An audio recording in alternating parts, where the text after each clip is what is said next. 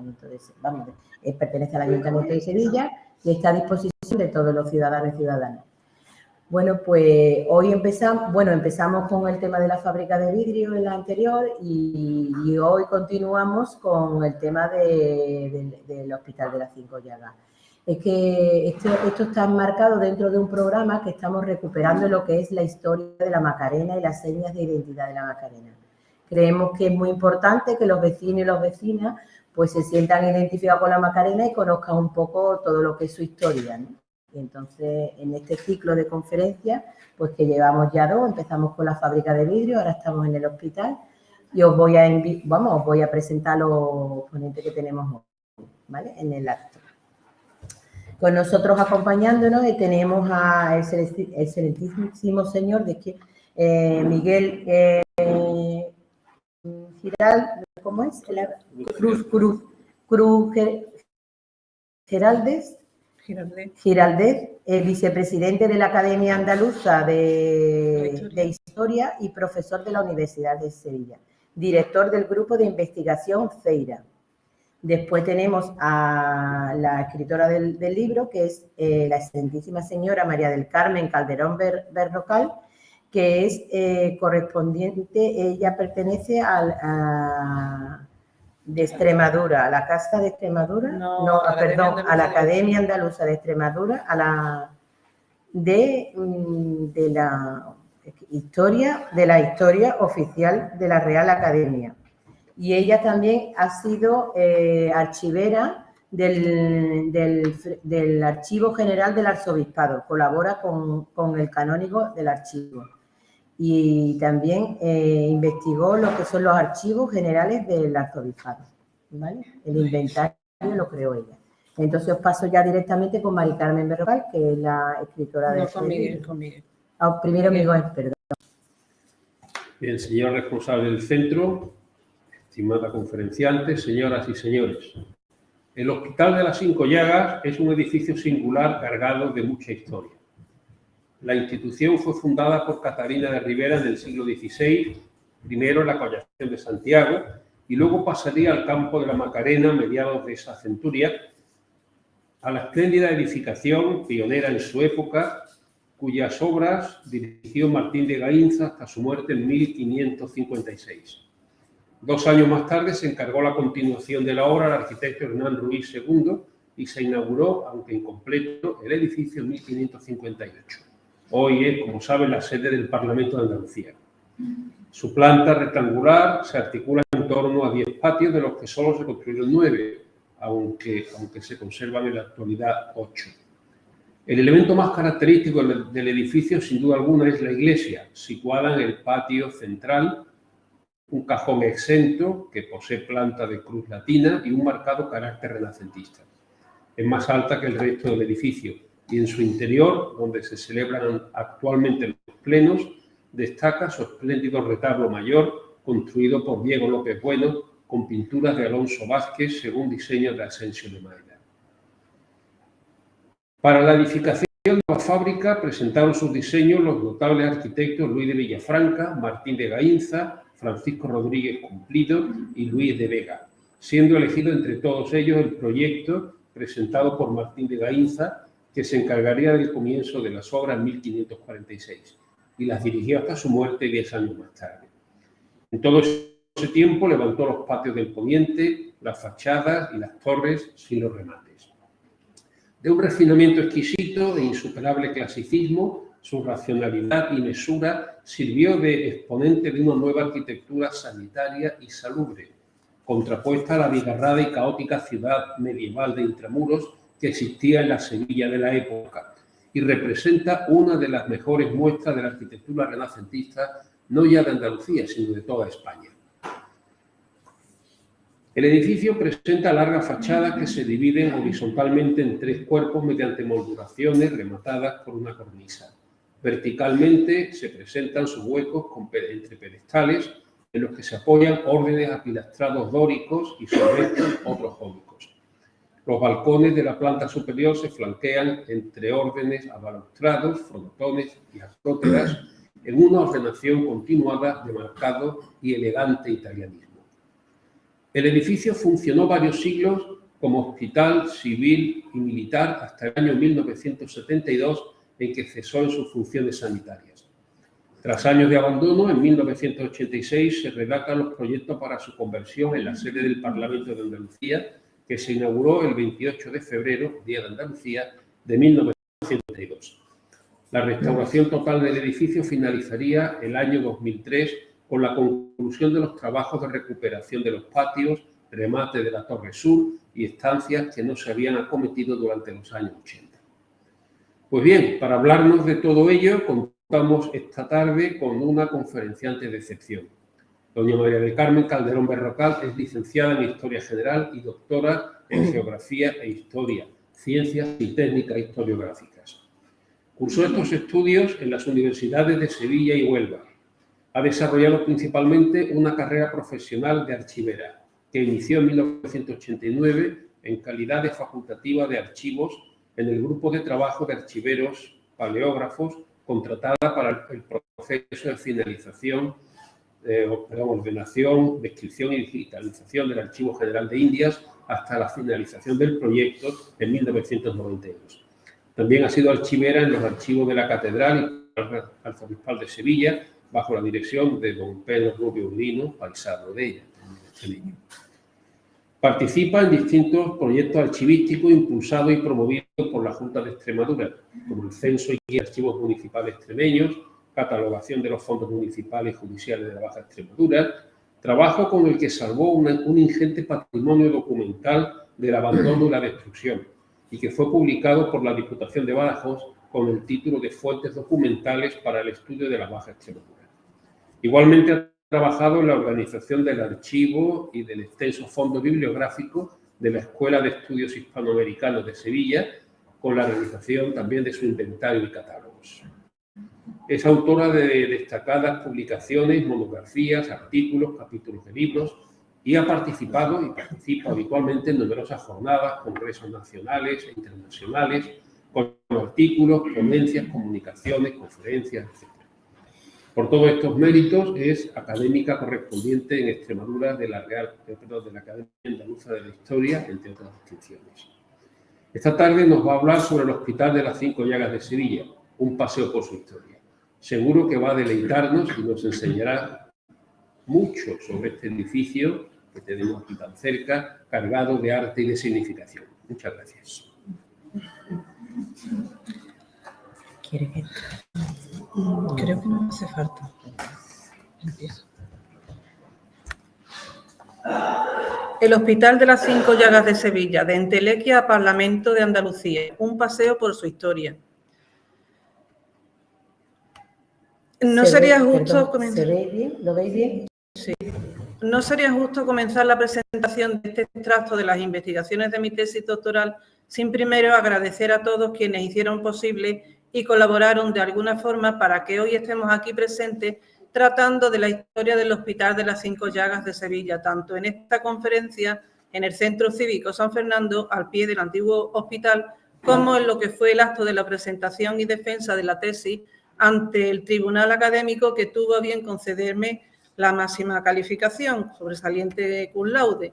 Agradecer las palabras y acompañamiento del excelentísimo señor don Miguel Cruz Giraldez, que habla en voz de la Academia Andaluza de la Historia, siendo su vicepresidente, enmarcándose esta conferencia en las actividades de la Academia.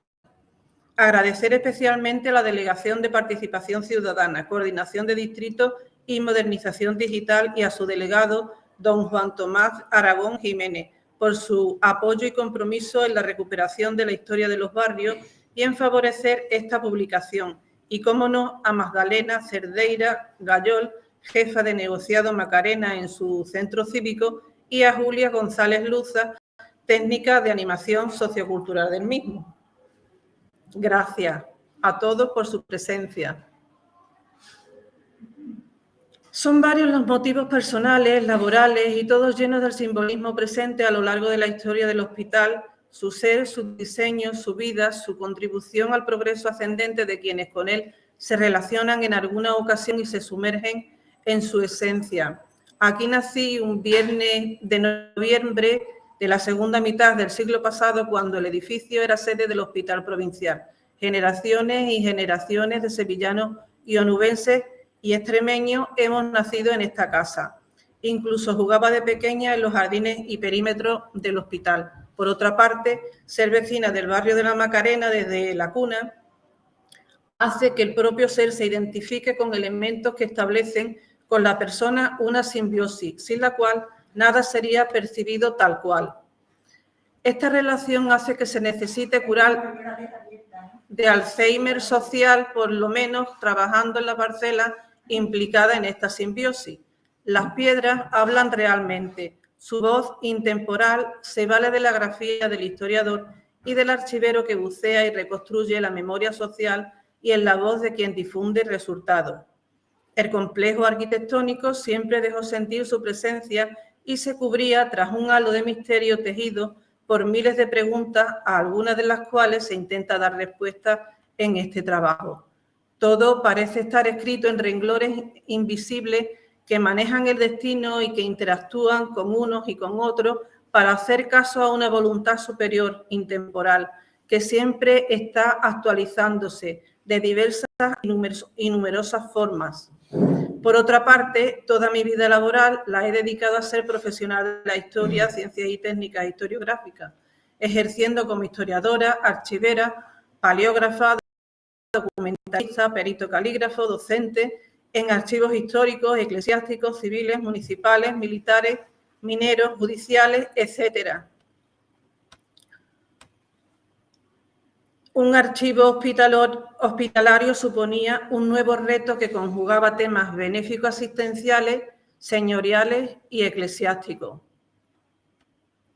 El estudio del Hospital de las Cinco Llagas, a través de su historia, fue realizado intentando abarcar todos los puntos de vista posibles, todos los aspectos posibles a lo largo de algo más de 7 años.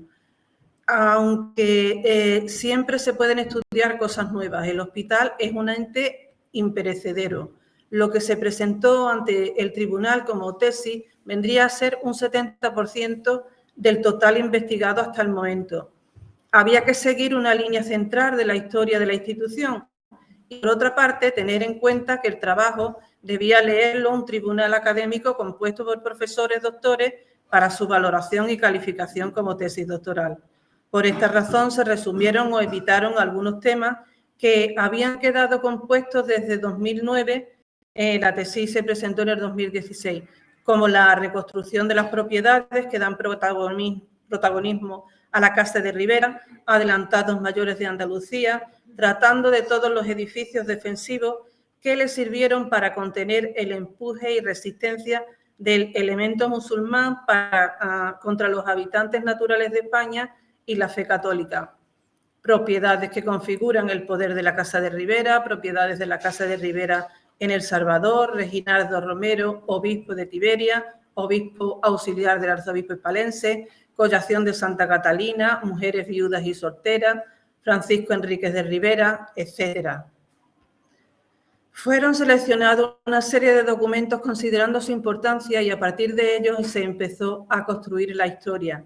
Previamente procedía a la descripción de todo el fondo documental, 520 unidades de instalación, realizando inventario, catálogo general, a la vez que se iban transcribiendo los más significativos para presentarlos como apéndice documental, marcando piezas claves en el devenir de la institución. Como elemento determinante y contundente se presentaba el tiempo.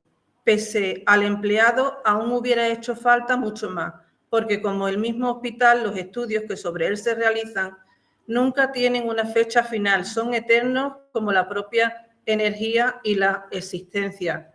Pensé en la oportunidad de investigar los documentos de una institución sevillana muy antigua, algo más de 5 siglos, y que poseía un abundante fondo archivístico concentrado principalmente en un depósito, el archivo de la Diputación Provincial de Sevilla, a sabiendas de seguro que encontraría documentación relacionada en otros archivos, la mayoría sevillanos. Además, entendía que era muchísima la información a extraer, pues habíamos de adentrarnos en varias parcelas de conocimiento: archivística, diplomática, paleografía, historia de la Iglesia, nobleza, historia de la enfermería y medicina, filosofía, etcétera, lo cual resultaba ciertamente tentador. Por estas circunstancias y dada mi vinculación al mundo de la archivística general, archivística eclesiástica e historia de la Iglesia, estaba familiarizada con muchas de las fuentes manejadas en este trabajo. Una vez redactada la tesis, se compone de 2 volúmenes, Historia y Documento.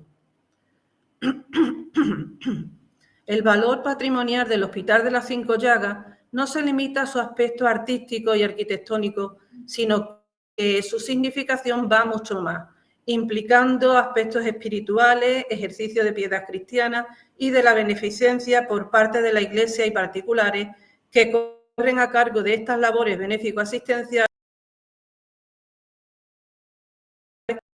social cuando el Estado no alcanza a responder como sería necesario o cuando es incapaz de pensar en ella siquiera, imbuido en guerras, luchas contra crisis económicas, etc.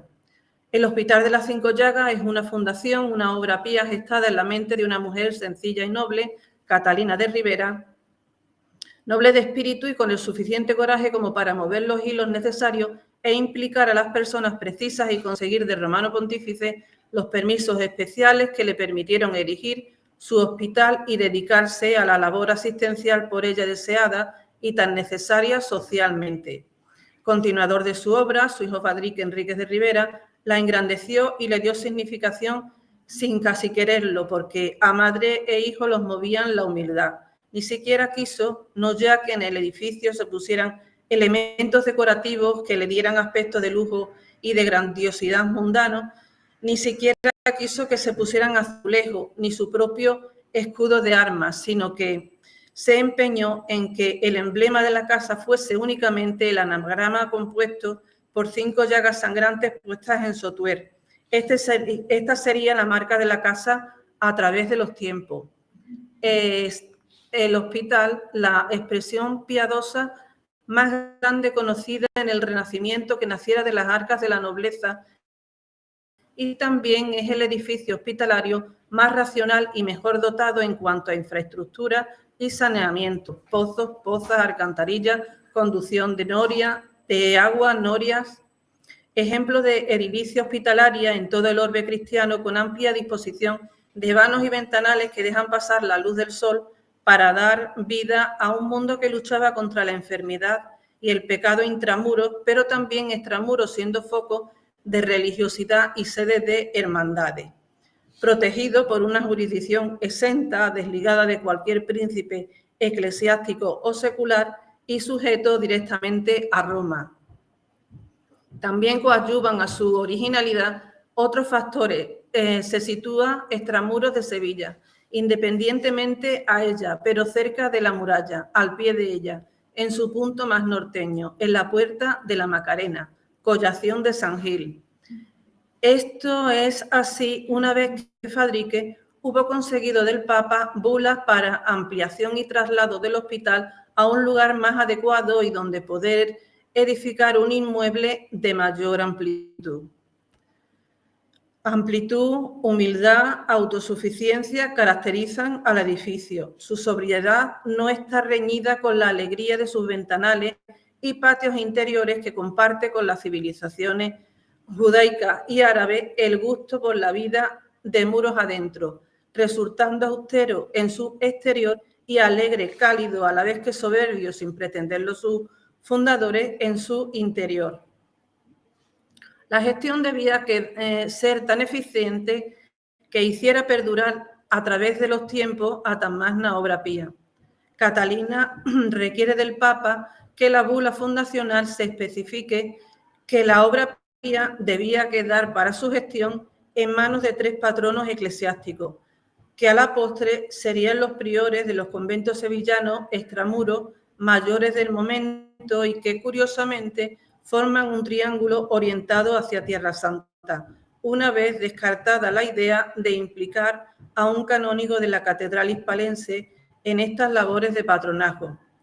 Para la creación de las 5 llagas, Catalina toma como modelo el Hospital de San Hermenegildo, del Cardenal, según el vulgo, fundado por el cardenal Juan Cervantes Bocanegra, que también tiene patronato tripartito de 2 priores, Las Cuevas y San Jerónimo, y un canónigo de la catedral hispalense, además de otros puntos en común. Esta es la planta. La fábrica más antigua del edificio sería la fachada que mira al oeste, de modo que el sol entra por el este y se pone por el oeste. La puerta primera de entrada y la del portillo tenían esa peculiaridad, orientadas oeste-este, de modo que se recibía a quienes venían de la oscuridad y en el recinto hospitalario quedaban transformados y limpios, más cercanos al sol, a la luz y a la vida. Las rejas, según las crónicas de Morgado, eran azules rejas, como la popular seguidilla, lo que cuadra perfectamente no solo con el carácter andaluz, sino con el simbolismo que caracteriza al edificio del 500 sevillano, en el que el color azul parecía invocar a la fuerza, al cielo, a la divinidad. La fachada y portada principal de acceso al Hospital de las 5 Llagas, que tiene 2 cuerpos, y la fachada de su capilla, que tiene 3 cuerpos. Fascinante por su arquitectura toda, basta con ver las trazas de su capilla. Lo que debía ser una humilde capilla con campanario corto, como correspondía a una capilla de una obra piatal, de un hospital, se convirtió en una soberbia arquitectura que eleva la altura de las cubiertas tanto que el campanario se limita a ser una mera espadaña. No hay torre campanario porque queda imbuida en el cubo de sillares en forma cruciforme con levísimo crucero con cabecera a 2 alturas, que apenas sobresale tímidamente, tomando así el edificio aspectos de fortaleza. El campanario no debía ser alto, sino corto. Sin embargo, la capilla y su campana se elevan a gran altura, superando en mucho en el interior, al centro del conjunto edilicio, la altura de la fachada del resto del complejo hospitalario, disponiéndose de tal modo que desde el exterior se ve la fachada del edificio hospitalario, quedando disimulada a la vista la gigantesca altura de la capilla en su interior. Este es acceso a la escalera de caracol que lleva a la sacristía, terraza y campanario, y una muestra de los frescos, de los detalles, de los retablos pintados según las instrucciones en el testamento de Fadrique. Situado en las proximidades del río, este le aportaba la brisa reparadora que en verano se agradece infinitamente en Sevilla, atacada por los rigores de las altísimas temperaturas. Sin embargo, con frecuencia se vio inundado, pese a sus muros, por las crecidas de un río tan caudaloso y tan caprichoso, de modo que en invierno se procuraba que los enfermos se atendiesen en las salas altas y en verano, buscando el fresco, en las salas bajas. Puerta de entrada principal, vista desde dentro. Entrada por la puerta principal, que es el camino que siguen los patronos en la visita general, empezando por la capilla. Y sala de recepción de enfermas. Las enfermas harían cola para ser admitidas aquí. El médico valoraba si debían ser admitidas o no para ser curadas en el hospital. Y hemos de imaginarnos el edificio sin azulejos que habrían sido puestos posteriormente. El Hospital de las 5 Llagas es una escalera de perfección para todo aquel que se adentra en su interior conocimiento. Es un ente inmaterial más que material que permanece vivo a través de los tiempos como modelo de lucha frente a las adversidades. Tanto el trabajo de investigación histórica como el trabajo técnico de ciencias y técnicas historiográficas viene a estructurarse en 12 capítulos sobre los que vamos progresando en el tiempo y ahondando en el conocimiento de esta institución, fundadores, donantes, patronos, administradores, visitadores perpetuos y los recursos humanos del hospital a través del tiempo. En la etapa fundacional y primeros pasos nos acercamos a la fundadora del hospital, Catalina de Rivera y Mendoza, una dama noble sevillana que representa la versión femenina del humanista renacentista, dejando su presencia, expresión y ejercicio de dominio a la vez que tiende la mano a los más débiles. Vemos el paralelismo de una casa noble con la estructura y el funcionamiento del propio Hospital de las Cinco Llagas y cómo la nobleza, personificada en Catalina y Fadrique, ejerce su caridad, su religiosidad, concepto que también caracteriza al estamento noble. Se estudian los antecedentes familiares, orígenes de la Casa de Ribera y sus dominios. La gestación del hospital es un hecho trascendente que hay que considerar tanto antes, motivos que llevan a su creación, durante, puesta en práctica de las concesiones papales, como después en sus primeros años de desarrollo y posteriores.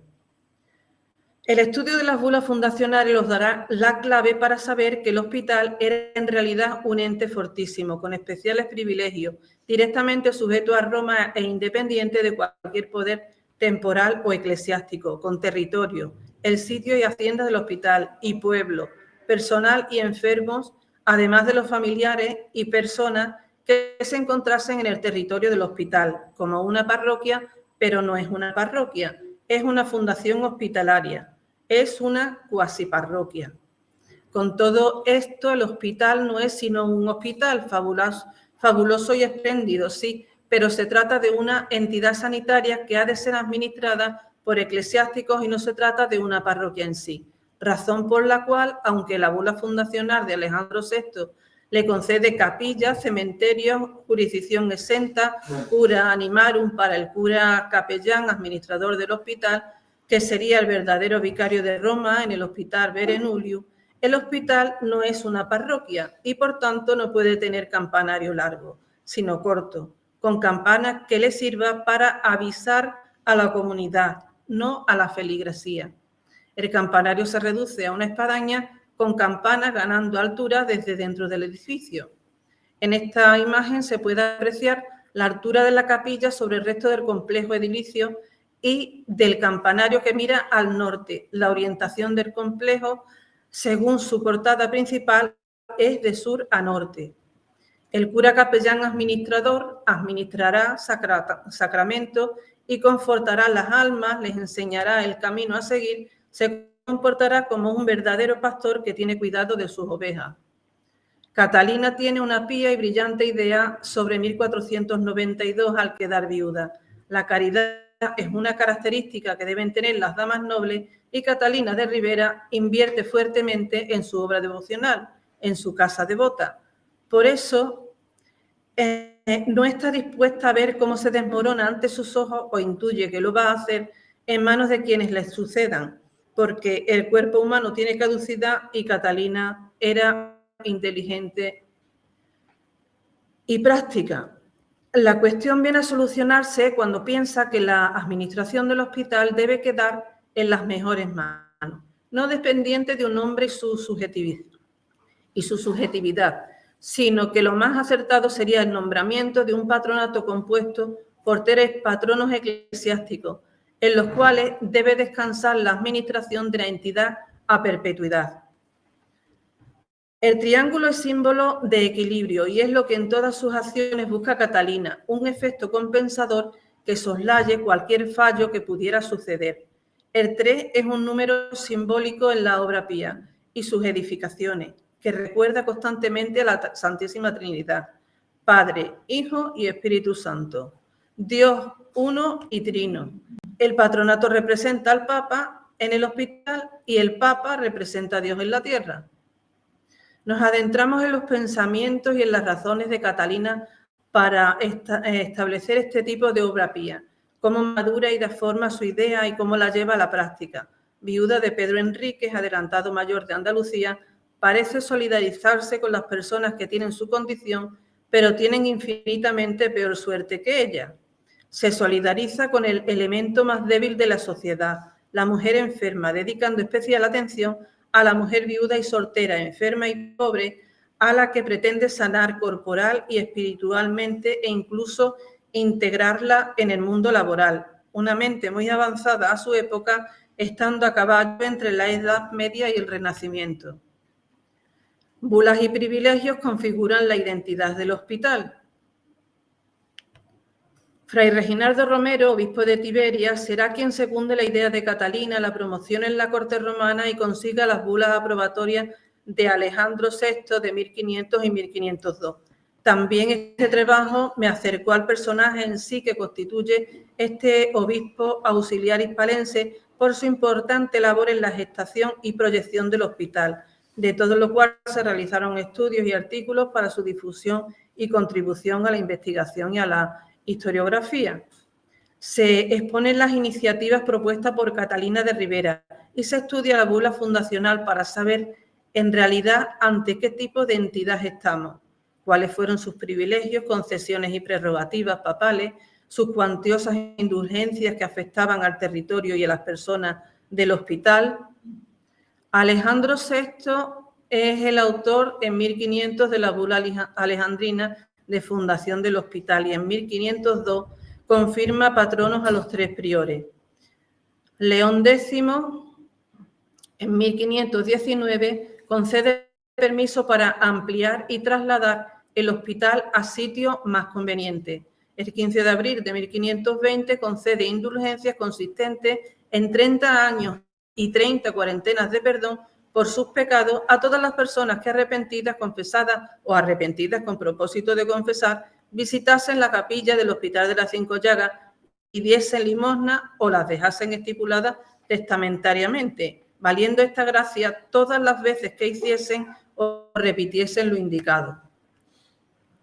El 20 de abril de 1520, León X concedía que todo lo referente a la fundación, colación, provisión y toda disposición de cualquier capellanía y beneficio que se fundase en el hospital correspondiese a los padres priores patronos y a nadie más.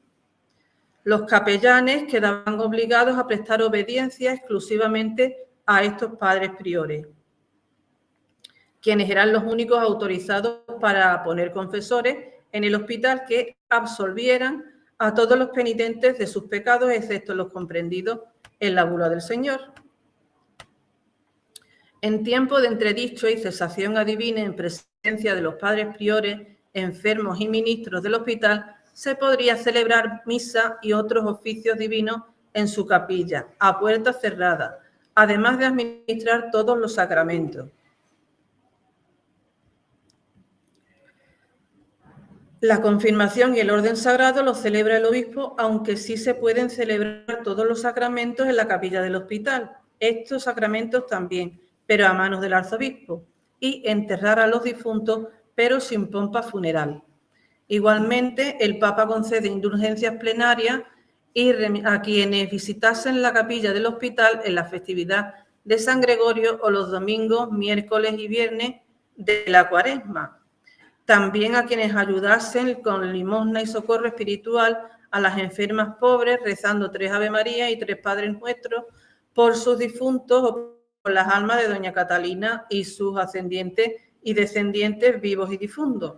Ganarían la misma indulgencia que ganan el año del jubileo quienes visitan las 4 iglesias patriarcales de Roma: San Pedro del Vaticano, San Juan de Letrán, San Pablo Extramuro y Santa María la Mayor, siempre que estuviesen arrepentidos y confesados.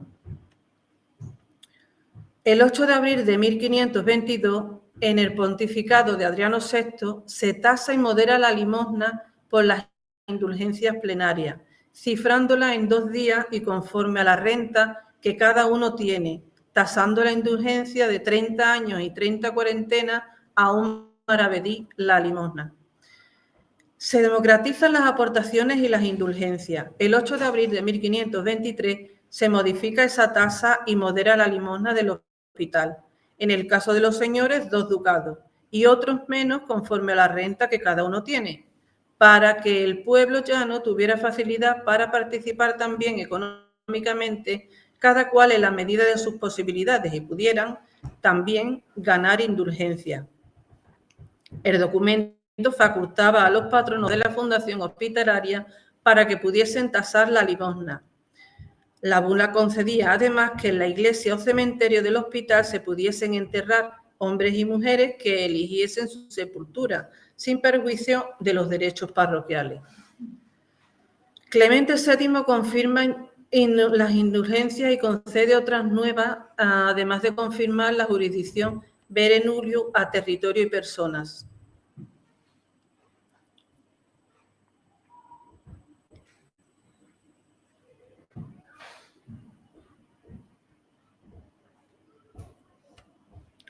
Según la propia bula, el hospital y sus oficiales domésticos, comensales, servidores y asalariados, procuradores, agentes, abogados y cualquier otra persona y sus bienes gozarán de todos los privilegios, exenciones, libertades, indulgencias plenarias, gracias, concesiones e indultos que se tienen concedidos a los hospitales de Santiago, Santa María de Gracia de Zaragoza, del Cardenal de Toledo, Hospital Real de Lisboa, y también de los que se concediesen a los hospitales, a sus servidores y bienes, como si en la propia bula hubiesen sido expresados. El Papa ordena, en consonancia a la bula fundacional de Alejandro VI, la exención de toda jurisdicción, visita, dominio, potestad, tanto espiritual como temporal, de cualquier parroquia, arzobispo y obispado, así como los patriarcas, arzobispos y cualquier otro ordinario, quedando sujeto el hospital, bienes y ministros inmediatamente a la sede apostólica, excepto en las causas civiles y en segunda instancia y apelación, donde la judicatura corresponde al arzobispo de Sevilla como auxiliar. Impide que se pudiesen recibir prestados los bienes del hospital ni que se pudiesen enajenar, a no ser que fuese en pública almoneda al mejor postor, y que no se puedan dar, prestar ni enajenar a parientes si no fuesen estos muy pobres. Los patronos quedan obligados, o pena de excomunión, a tener por escrito todas las obligaciones económicas. Al principio de la visita se obligan a hacer leer la escritura de estas cargas y obligaciones para ver con diligencia si se cumplían. Además, se obligan a los patronos a designar para el cargo de administrador a personas dedicadas al puesto a exclusividad. Esta persona solamente tiene que obedecer a los propios priores y estos son los únicos que lo pueden cesar. Por otro lado, el Papa concede al patronato todas las veces que visitaran el Hospital de las Cinco Llagas 100 años y 100 cuarentenas de perdón de las penitencias que tuviesen impuestas. Por último, la bula incluye una cláusula de sanción contra el incumplimiento de lo dispuesto en esta bula, so pena de excomunión y de 100.000 ducados aplicados a la fábrica de San Pedro. La bula de Clemente VII suponía que a partir de ahora el Hospital de las Cinco Llagas perdía la exclusividad de atención femenina en la enfermedad, pudiendo admitir también a hombres enfermos pobres. La medida obviamente ampliaba en adelante los servicios a prestar por la Fundación, pues habría que habilitar dependencias para los dos sexos. La bula trae otra novedad y es sobre la sede y ubicación del Hospital de las Cinco Llagas. La bula de Clemente VII de 1524 es trascendental para la historia del hospital y su nueva y definitiva ubicación, pues ya contempla la posibilidad de traslado de la sede originaria a otro lugar o emplazamiento. Reconocía don Fadrique el papel que desempeñaban los patronos dentro de la fundación, aunque en su testamento hace constar que el heredero de la Casa de Ribera tendrá perpetuamente derecho a asistencia a juntas y visitas con voz y voto, cosa que no pareció convenir a los priores que lucharon contra esta disposición hasta que se deshicieron de ella, haciéndose pronunciar al propio Papa. Siguiendo la cronología, se estudian las mandas testamentarias, 1503, y lo que sucede a la muerte de la fundadora en 1505, destacando etapas en su vida como de la viudez a su muerte, significado de su testamento, a la vez que el estudio da pie para la exposición de unas pinceladas sobre la personalidad de Catalina de Ribera.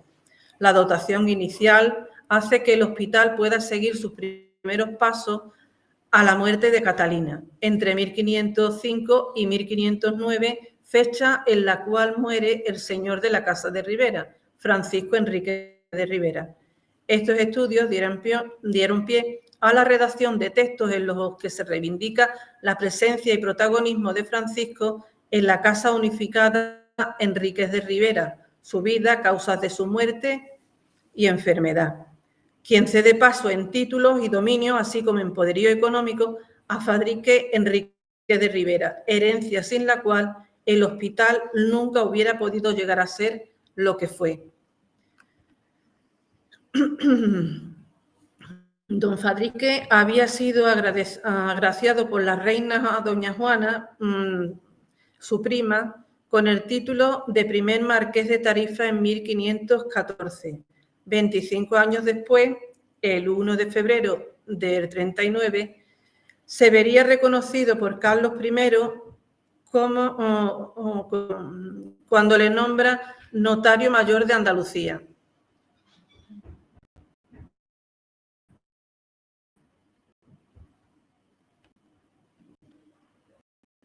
Previamente, el 21 de mayo de 1531,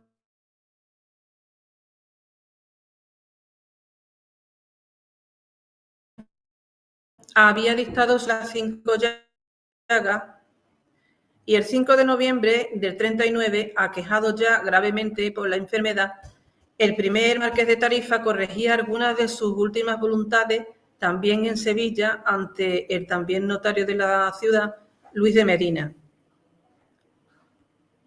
El testamento se abre al día siguiente, pues don Fadrique fallecía en la madrugada del 6 de noviembre. Instituye el Vía Crucis el primer viernes de mayo de cada año, primero en su oratorio, debido a la afluencia de fieles. En 1529 lo celebra junto a la puerta de su casa. Primera estación de penitencia, Jesús ante Pilato, para llegar hasta el humilladero de la Cruz del Campo, que sería esto el germen de la Semana Santa sevillana. El papel de Fadrique Enríquez de Rivera en la Casa Unificada de Enríquez de Rivera como marqués de Tarifa y adelantado de Andalucía lo hará configurarse y destacarse como paradigma del noble de renacimiento sevillano. Importante su labor en torno a la continuidad de la obra pía, destacando especialmente la solicitud y concesión papal posterior de bulas pontificias fundamentales para la configuración de la identidad del hospital tal y como ha llegado hasta nosotros. Ante la necesidad se imponía un cambio de sede y Fadrique lo consigue mediante permiso apostólico. Su presencia en la institución supondrá nuevos y cuantiosos bienes para la fundación, la herencia de don Fadrique para el hospital, que queda expresada en la llamada cláusula de heredero. Herencia del hospital. El hospital se convertía en su heredero una vez se cumplieran todas las mandas testamentarias y después de venderse todos sus bienes y de invertir inteligentemente lo recaudado, porque serán las rentas de sus bienes libres lo que realmente herede. Se desmitifica así la creencia de que el hospital fue el heredero absoluto, heredero universal del marqués de Tarifa, habiéndose dado a entender o afirmado por parte del patronato incluso que el hospital había heredado toda su fortuna. La voluntad de Fadrique fue dejar el producto de la venta de todos sus bienes, situados en negocios inteligentes, rentables y convenientes, para obtener rentas tales que permitieran la edificación y mantener el hospital de las 5 llagas y todas sus necesidades a perpetuidad, con decoro, sin lujos, con austeridad, pero suficientemente. El testamento viene a ser el resorte legal que sitúa a los descendientes de la Casa de Rivera parejamente al tripartito patronato, con la ventaja de que su voto es único como persona física y el tripartito patronato podría emitir como persona jurídica que era un solo voto, es decir, como persona física cada patrón emitía un tercio de voto, algo que no complacía al patronato. La última voluntad de don Fadrique es dejar un importante legado al Hospital de las 5 Llagas, inyectándole suficiente y bastante caudal como para que la obra pía que su madre fundara se convirtiese en uno de los establecimientos asistenciales más importantes del mundo, ampliándolo en una nueva sede que reuniera las mejores condiciones de salubridad y espacio, y al que no le faltara lo imprescindible para prestar el mejor servicio prescindiendo de lo superfluo. No elige para su enterramiento sino una simple lauda en bronce e hizo llenar de sepultura de tierra santa del huerto de Gesemaní. Prohibió a sus vasallos y criados que llevaran luto por él. Y prohíbe igualmente que se fijaran las almas de su casa en el hospital, donde no se debían poner ornatos dorados ni azulejos y los retablos habían de ser pintados. En las ventanas emplomadas vemos hoy el escudo de la Casa de Ribera y Enrique de Ribera contra las disposiciones testamentarias de Fadrique. Tras la muerte de don Fadrique, pasa el mayorazgo de la Casa de los Adelantados Andaluces a su sobrino Perafán, el hijo primogénito de su hermano Fernando. Personaje bastante díscolo durante su juventud, con el que Fadrique no parecía llevarse a la perfección, sentando cabeza luego y mereciendo el honor de ser reconocido por Felipe II como primer duque de Alcalá de los Gazules. El hospital no siempre tuvo la misma sede. Nos adentramos en el estudio de su sede inicial estudiando la compra de las propiedades que le sirvieron de sede primera. De la collación de Santa Catalina pasa a la collación de San Gil. De 15 camas que tenía en 1500, en 1559 pasa a tener 100 camas y a principios del siglo XVII cuenta ya con 300 camas. Este estudio me permitió el acercamiento al barrio de Santa Catalina en el 500, a sus vecinos, las calles colindantes con el hospital primero, hasta saber los vecinos que tenía la calle Santiago, aunque en principio no se entrase en el hospital por ella, sino que las traseras del mismo dieran a esta calle. De todo ello se obtuvo la evolución que habría sufrido el callejero en la collación de Santa Catalina, en torno al núcleo originario del hospital desde 1500 hasta la fecha de edición del plano de Olavide 2 siglos más tarde.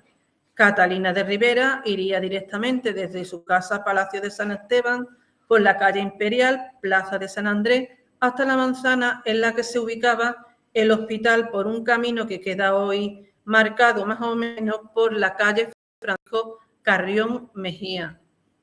La primitiva sede del hospital, intramuros de la ciudad, se queda pequeña y además no tenía las condiciones de higiene y salubridad deseadas.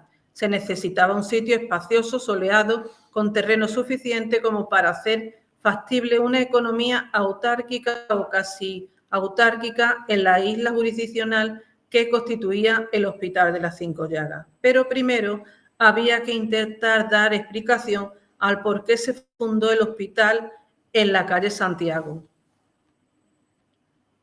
Zona cercana a la muralla donde conviven señores con el pueblo más pobre, con mucha necesidad y un gran número de mujeres viudas. Parecía solidarizarse Catalina en su condición de viuda con aquellas que tuvieron infinitamente peor suerte que ella. Puede estimarse que poco tiempo después de la construcción de esta primera sede del hospital se abre puerta a la más concurrida calle Santiago.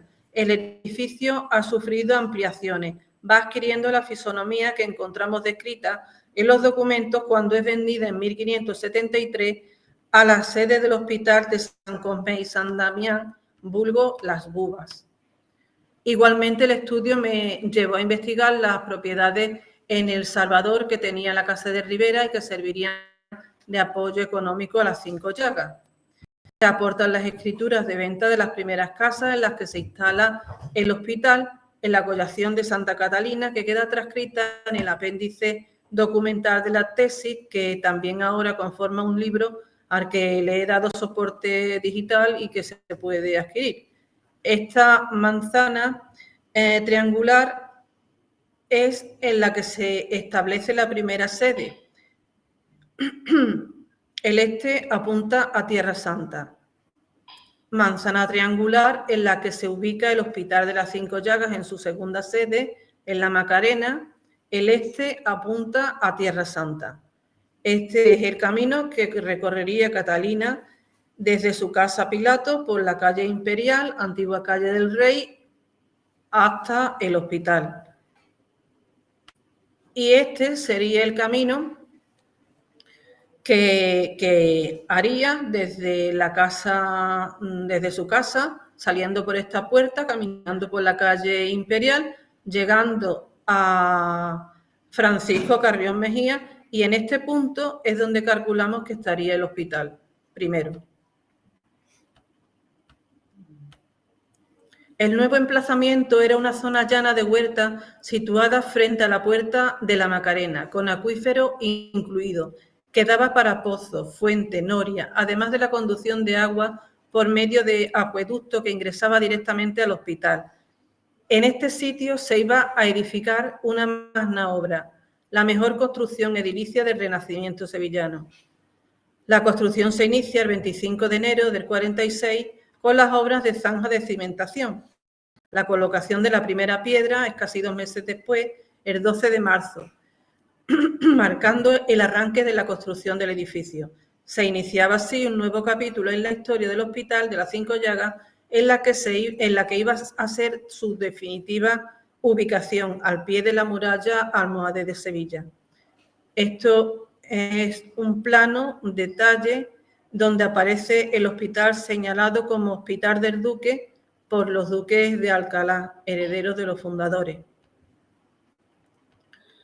Se dio facultad al maestro mayor de la Catedral y Obispado de Cádiz, Francisco Rodríguez Cumplido, para que viajase tanto por España como por Portugal al objeto de ver y obtener planos de las plantas de los principales edificios hospitalarios para seguir un modelo. Se fija y trae los modelos de 3 hospitales edificados por los Reyes Católicos, en Toledo, Santiago de Compostela y Granada. Y a esto hubo de sumarse la influencia del Hospital de Santa María de Milán, de Filarete, que había causado años atrás una inmejorable impresión a don Fadrique cuando lo visitó con ocasión de su primer viaje a Tierra Santa.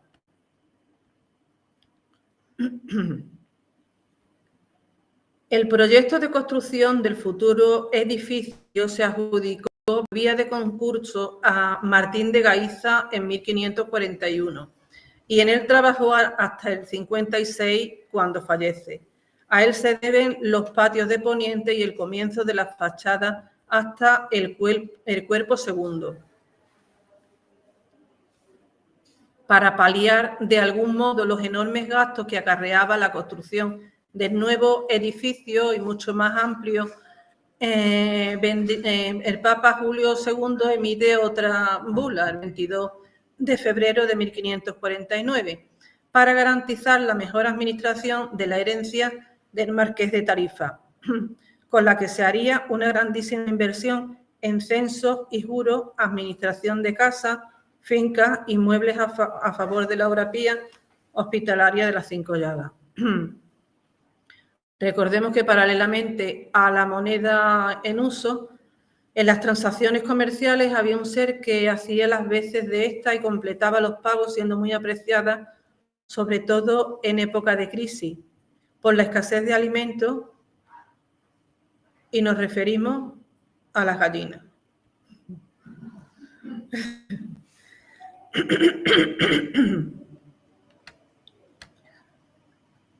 La construcción del hospital en la Macarena presenta una primera etapa constructiva en la que se dan unas ordenanzas para las obras del nuevo edificio a semejanza de las que seguía la construcción del templo catedralicio hispalense. Esta etapa se centra en la figura de Martín de Gaínza a Hernán Ruiz II.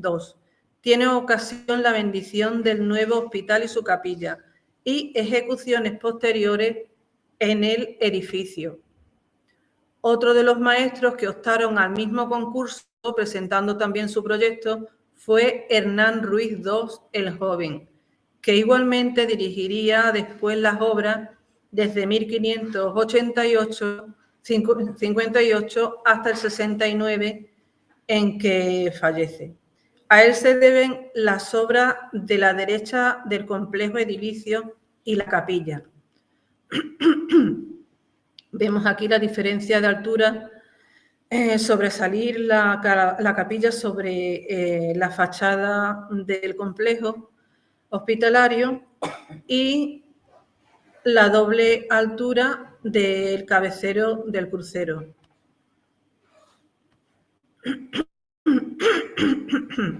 Hallándose muy adelantada la obra a fines del año de 1558, acordaron los patronos que una vez concluido el cuarto grande de Poniente se trasladasen allí el Santísimo Sacramento, las enfermas y las oficinas que todavía permanecían en la ciudad, inaugurándose el hospital el domingo 5 de marzo del 59.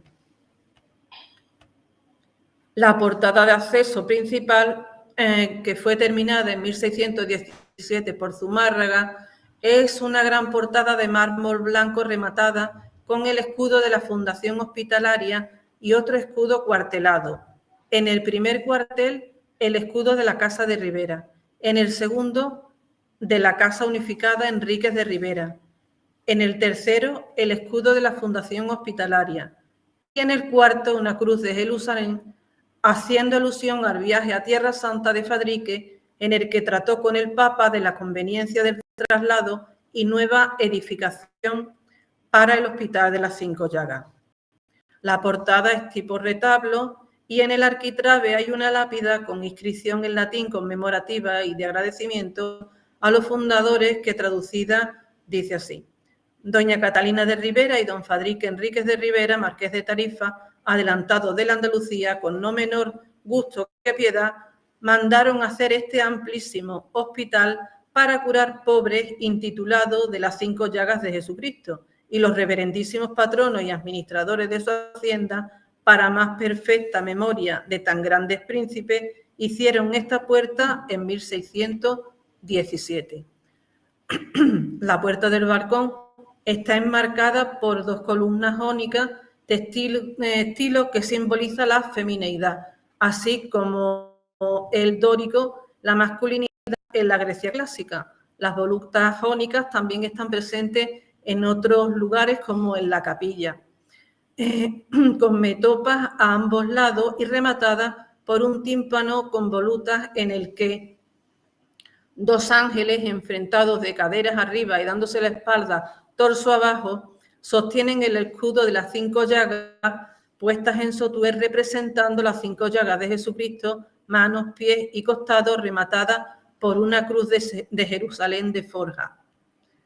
Para regular todo lo relativo a las tareas, roles y obligaciones necesarias para un correcto funcionamiento, se dan las ordenanzas para maestros, oficiales y peones de la obra del nuevo edificio 1546 y 1647, que son un compendio de disposiciones redactadas por los priores patronos, a semejanza de las de la Catedral de Sevilla, que habían de respetarse por todo el personal de construcción, quedando expresados roles profesionales, prohibiciones y multas. Una vez creado el hospital, hay que seguir en todo lo dispuesto en la bula fundacional. Procede, pues, el nombramiento y regulación inicial del patronato de la obra pía. En los 3 primeros años, el hospital sigue la bula de Alejandro VI de 1500. En 1503, el patronato edita y firma constituciones en las que se crean o dispone estatutariamente sobre la figura del cura capellán, administrador del hospital.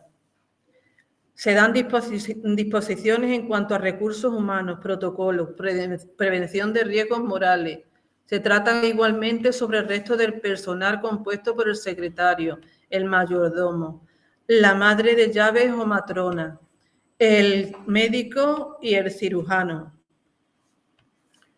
A la vez que se decretan otras disposiciones sobre que no se reciban hombres, que no se reciban incurables, se legisla sobre las ropas para las enfermas, entierro, sobre la inconveniencia de mantener tratos si no fuere con gente muy erecta, sobre el modo de portarse en el despedir de las enfermas, sobre el cepo de las limosnas. Se establece que deben llevarse libros registros para la buena administración y se descubre el origen del archivo hospitalario. Se dan las primeras disposiciones sobre el archivo del hospital. Igualmente se decreta sobre quiénes han de vivir en el hospital, sobre cómo han de ser las visitas de los patronos, personal interno y externo, e incluso se advierte de la posibilidad de la reforma de las constituciones.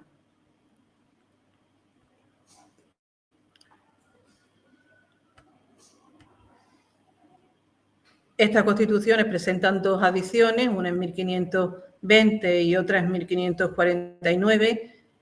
Esto es importante. Apuntan que el administrador debe ser el caballero de la Orden y Regla de San Pedro Mártir, que son los descendientes de los crucesignatos de Cristo, una orden de caballería y hermandad que agrupa a lo más granado de la sociedad, jueces, fiscales, médicos, familiares de la Inquisición, siendo los inquisidores hermanos honorarios y la jerarquía eclesiástica que no tiene votos de pobreza. Debían llevar en sus ropas, tanto exteriores como interiores, el escudo de la orden. Es San Pedro Mártir, no San Pedro Advíncula, que es la hermandad que agrupaba a los sacerdotes seculares y que no podía tener relación con la judicatura. Estos sacerdotes sí tienen votos de pobreza. El gobierno del hospital incide en el tema de la jurisdicción Berenulio. Espérate. Vamos a abreviar.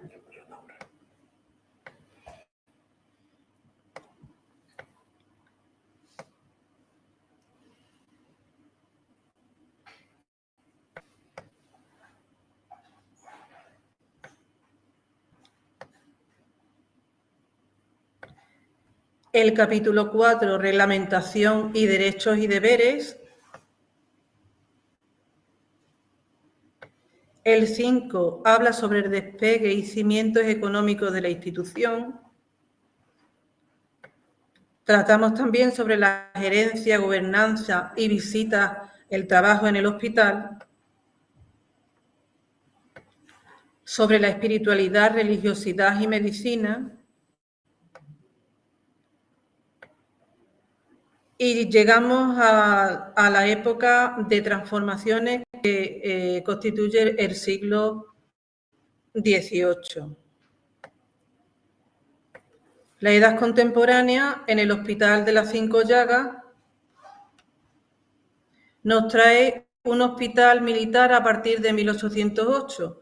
Las desamortizaciones dejan su huella en la obra pía que fundara Catalina de Ribera y habremos de tratar de la beneficencia y caridad desde los poderes civiles, así como del estado del hospital, al que se suma un manicomio en 1830. El hospital pasa a integrar la red de centros benéficos de la Junta de Beneficencia y el liberalismo se erige en símbolo de progreso de la mano de un fuerte intervencionismo estatal en el Hospital Central hacia 1837. Entran en el hospital las hijas de la Caridad de San Vicente de Paúl en 1841. De ella trataremos sobre su labor, dedicación y servicio, siguiendo a sus fundadores, San Vicente de Paúl y Santa Luisa de Marillá. Y en el hospital prospera la Facultad de Medicina. La parte dedicada a los documentos trata sobre, se presenta la normativa ISAC, una propuesta de cuadro de clasificación de los fondos del hospital, un inventario analítico, catálogo general que contiene la documentación del hospital dispersa por varios archivos y apéndice documental, transmitiendo la documentación según las directrices de la Comisión Internacional de Archivo. Tratamos también sobre el antiguo archivo hospitalario y el capítulo 12, 11 y el 12, que es el final, tratan sobre la situación actual de los fondos e instrumentos de descripción que en el libro que entregamos pueden ver un acercamiento a este tema.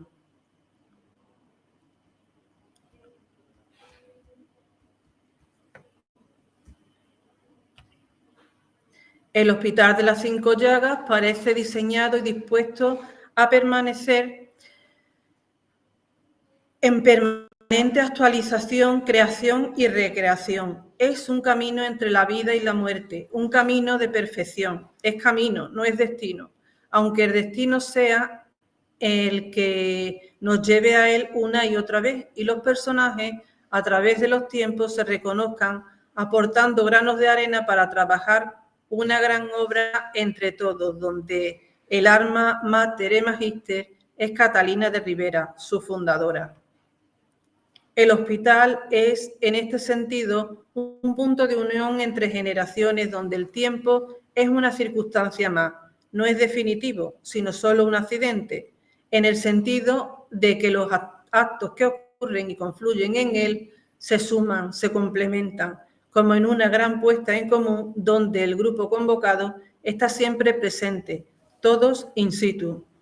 Y aunque algunos miembros de esta gran comunidad piensen que no se conocen entre sí, que hay muchos siglos de distancia entre ellos, todos son compañeros, trabajan juntos, codo a codo, sine tempore, sine die, sin importar épocas ni dimensiones, siempre presentes y en presente, en una gran obra que eternamente se está actualizando, evolucionando, creciendo, avanzando, pese a las ruinas, las disfunciones, giros en el destino.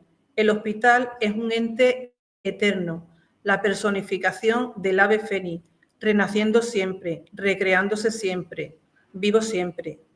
Quiero pensar que este trabajo contribuirá a ello. Muchas gracias.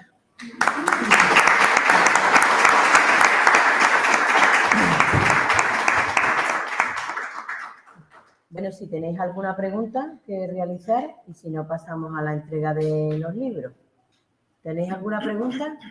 Sí. Bueno, yo quiero felicitar a la doctora porque la verdad es un trabajo muy arduo. Los archivos, a mí todas esas cosas me parece un trabajo que necesita mucho tiempo, mucha paciencia y mirar en muchos sitios, una institución y a otra y a otra. Entonces, felicitar en ese sentido. Y también por el tema del hospital, ¿no? Porque todo lo que sea relativo al patrimonio histórico nuestro de Sevilla, que es tan maravilloso que lo tenemos, pues todo esto yo creo que a la ciudadanía pues, es algo que nos interesa o que por lo menos despierta el interés en nuestro patrimonio. El patrimonio, sí. Y Sevilla es una ciudad rica en un patrimonio artístico, cultural, arquitectónico, entonces no tenemos por qué ir a estudiar a Florencia ni a Milán, lo tenemos aquí. Es nuestra identidad. Es nuestra identidad, entonces todo este tipo de estudios, de tesis, pues yo creo que ayudan mucho. Y sí que tengo una pregunta, me ha llamado la atención la invisibilidad de la monarquía, ¿no? Es decir, todo es la iglesia, los papas, la nobleza, y sin embargo, bueno, en el 92 descubrimos América y aquí tenía que haber mucho oro, mucho dinero en Sevilla, era una ciudad en auge, ¿no? Sin embargo, parece que son de la nobleza apoyada por la iglesia y la monarquía, como que, ¿qué explicación tiene eso? No, ¿O no me he enterado? La monarquía también tiene sus fundaciones, pero es que esto se centra en una obra pía señorial.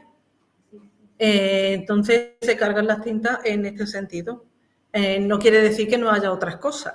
Se trata de destacar la labor de una familia en de la beneficencia, en la obra que hacía benéfica y que no podía hacer la corona porque estaba imbuida en guerra, lucha, hambruna, estaba atendiendo a otros problemas y la iglesia y los señores eran quienes atendían esto.